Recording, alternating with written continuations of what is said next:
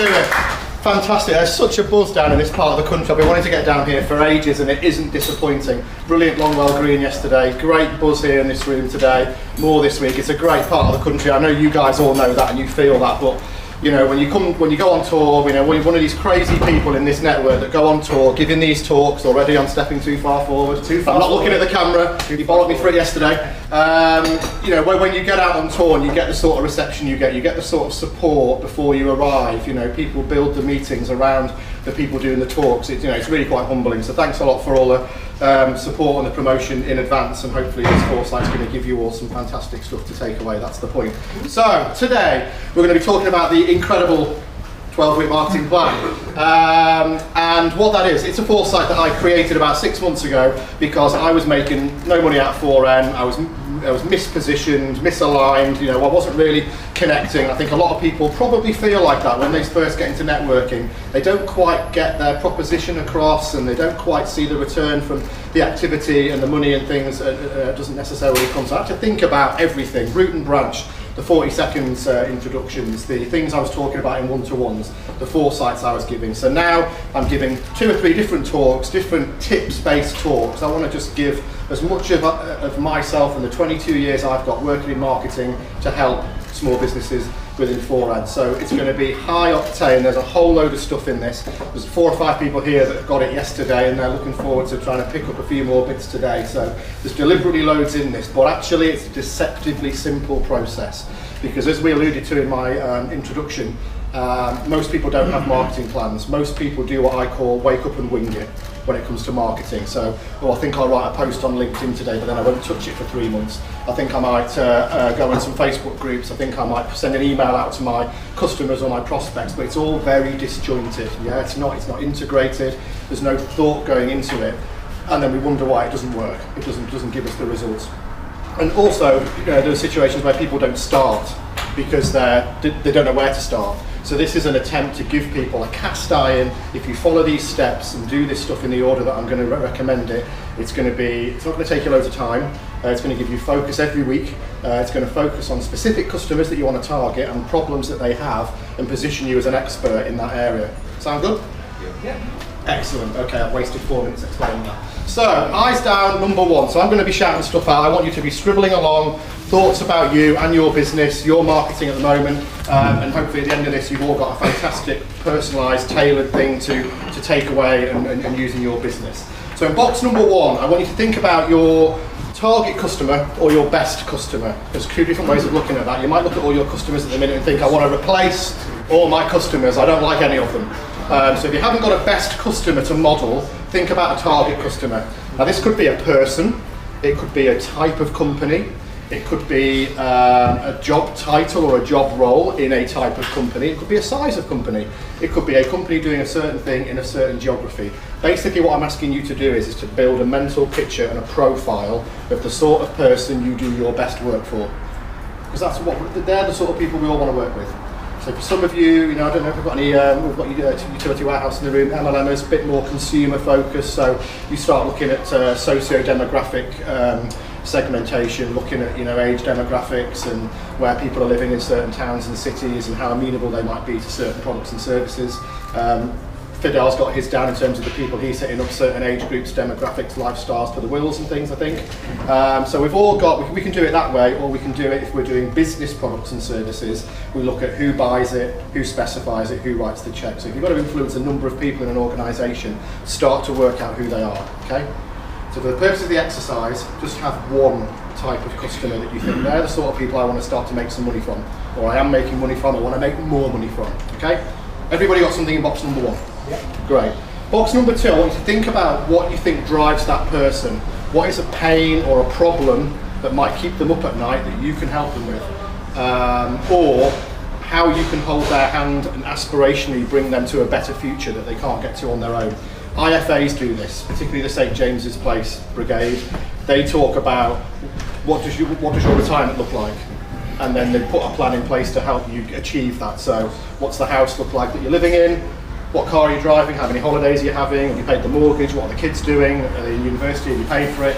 That lifestyle stuff. So think about pain and problems, or think about aspirations. Think about how you help the people.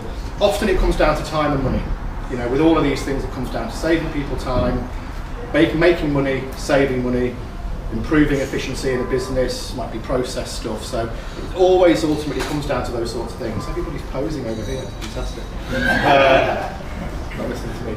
Okay, number 3, I want you to think about some SMART objectives. It's really important in marketing planning speak that we set some objectives. We need to know what success looks like when we think we've got there. So by setting ourselves SMART objectives. SMART, if you want to scribble it down, is specific, measurable, achievable, realistic and timed. So it would be making a statement like, I want to make 25 grand this year from this sort of customer, in this sort of geography, from this product offering. Very specific, and then at a period in time you can look back and say, did I achieve those numbers from those customers in this area from this service that I offer? Okay, so and that's an example of a sales-based marketing objective. As you start to spend money on things like websites, content, fantastic social media products, you need to put objectives in place to help you measure that kind of stuff. So anyway, SMART stand for again, please? Specific, measurable, achievable, realistic, timed. Thank you. All right? Yeah, you got it. Good man. You did hear it yesterday as well, though, to be fair. I don't think I said it yesterday, though. I don't think I said it yesterday. A lot of this stuff you can Google it. You know, you can go back to Google and put SMART objectives in and all that sort of stuff, and you'll find a whole wealth of stuff on this. But very, very important. If we don't know where we're going, it's very easy to get distracted and fall off the path. So by having these objectives, it keeps us honest. It keeps us moving towards the things that are most valuable to us. Okay, number 4, I want to talk about influence. Really, really important. Now, Brad Burton, illustrious founder and leader of Rene, talks a lot recently about the fastest way to get from A to B is to model it on other people who've been there and done it, or a couple of steps ahead of us in terms of the journey. So who can you identify? What business role models, if that's the right phrase, can you identify and look at what they do and how they do it? Dickie's one of mine in terms of, you know, the online products and, you know, membership, subscription academies and things that he's running at the moment. You know, so, you know, that sort of person and that sort of work's really, really interesting to me. But you could look inside your sector, you could look inside your local geography, you could look inside this group and other groups for people that you think they're really smashing it, and I can learn from these guys. So model on people that are having success. You know, you could look at the Tony Robbinses of the world and celebrity business people if you like. Better to bring it closer to home because it's more real. Yeah. So who can you learn from, and who can you imitate in a nice way? You know, imitate into your particular work. Number 5, Dickie loved this one yesterday. Evaluate what you have. For most of us, we've been in business for more than 5 minutes. So we have done a trade show, we've done some press, wrote some articles, we've created some PowerPoint presentations, we might have wrote some tender documents. We've created stuff. And often we create it for a specific purpose, and then it gets put on a storage drive or it gets put on a shelf in a box and forgotten about, gathering dust. What stuff have you got kicking around in your business that you can repackage and repurpose? It's the modern world now, it's all about blog contents and blog posts and articles and comments on other people's blogs and all this stuff that creates this digital footprint and routes back to you, back to your website and back to your offer. So what can you repackage and repurpose from other formats into some of these more exciting things? And that's the mainstay of the creative side of this plan we're going to be talking about this morning. So we're going to be talking a little bit about how to do that, you know, in a time-sensitive way. So think about what you've got already, because it's much easier to start with stuff that you've done before and use that and bring it up to date than start with a blank piece of paper. Yeah. Particularly if we're all sat here thinking, oh, marketing is so challenging, I don't know where to start, so I'm just not going to start. This is about helping people to start. Okay.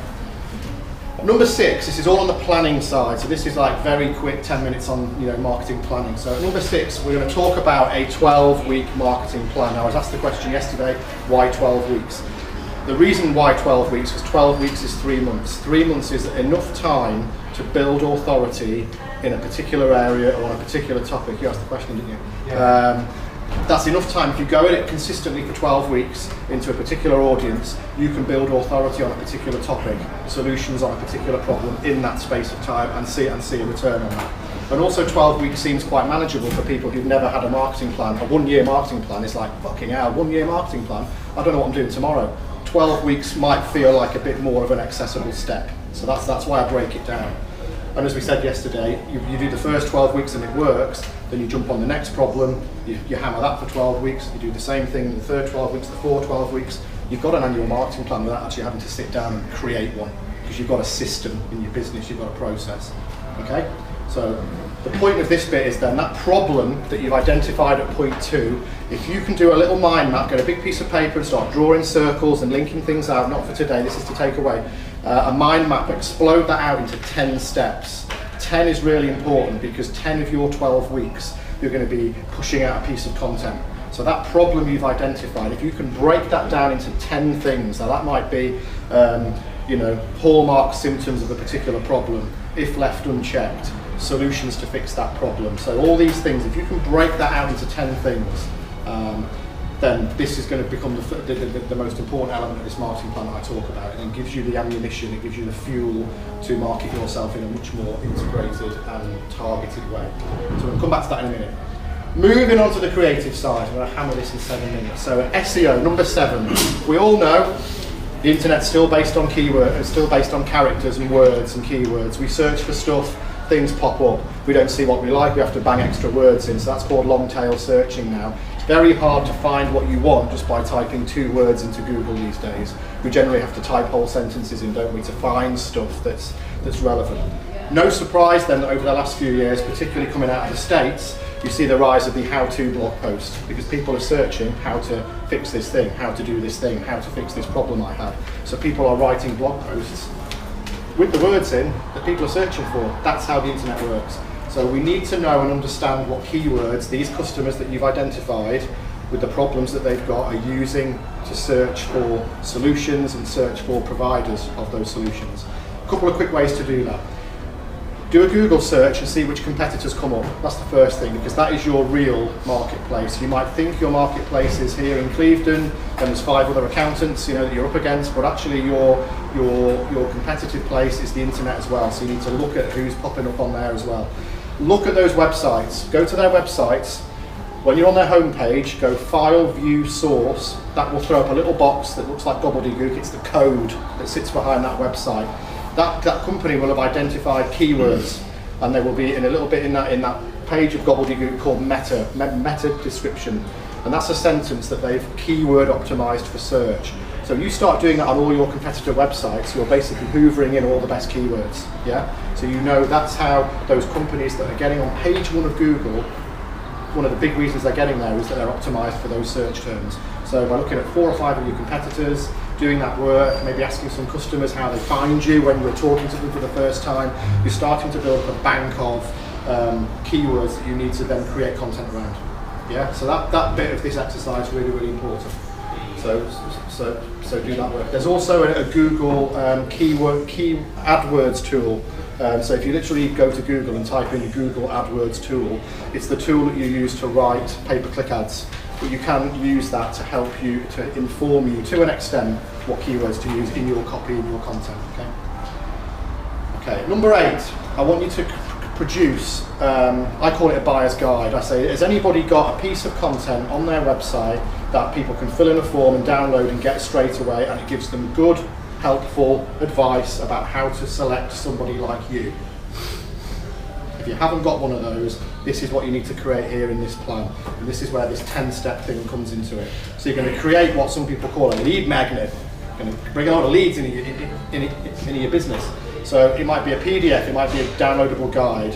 We talked about video yesterday. You could put a very good video on a hidden page of your website. When somebody fills in the form and clicks send, it renders them this website with the video in. And they can, if you're more into video than writing stuff, if you're creative, you want to do an infographic loaded with loads of great data. But the point is, this thing has to be created in a way that's going to be of interest to these customers. So don't write a 10-step guide or 10 reasons for why people should work with you. So nobody gives a shiny shite about that. People are interested in their problem and information to help them make the right decision. So by changing the tone of that and saying, download our guide on 10 things to think about when you're looking to get a will writer, Fidel's still writing about the 10 things that make him unique, but he's changed the tone on it so that it's good, useful advice. Yeah? So it's written in a way that people will read that, and yeah, we know we're a skeptical bunch. You know exactly what I'm doing here. You're positioning expertise to get people interested to make a phone call, but it doesn't really feel like an ad. It's not sales promotion. It's good, helpful advice. That's the difference. So the 10 things you will have identified in your mind map become the 10 little sections in there. So if you're writing a guide, you've got 10 little subheads, 10 little things, a couple of hundred words each. Okay, that's all it needs to be. So you're looking at a guide or a video, a 20-minute video with 10 little 2-minute snippets in there. You could even drip release this thing week to week to week. But you need something that gets people interested. This is how you use content to get people into your business. So think about that. I used to word buyer's guide because I think that encapsulates it quite well, I think. People don't want to be sold to, but they want to buy stuff. So help them to buy your stuff. At 9, landing pages. Vic is all over landing pages in his 40 seconds. You want a simple page on your website. The only thing that page is talking about is this thing you've just created. And then all the marketing you're going to be doing in these 12 weeks is getting people to that page, to fill in that form, give you their contact details so you can make a phone call. That's the entire single call to action on this whole piece. So you want a landing page that is very simple and clear, and it needs to say at the top, download our free, super incredible, wonderful guide on whatever it is. 10 things you need to think about when you're procuring this service. By downloading this guide, you're going to learn bullet, bullet, bullet, bullet, bullet. Tell them what's in it, because some people arrive on these pages and they don't explain what it's about. And then a contact form that's to be really, really simple. Name, email address, company name, telephone number.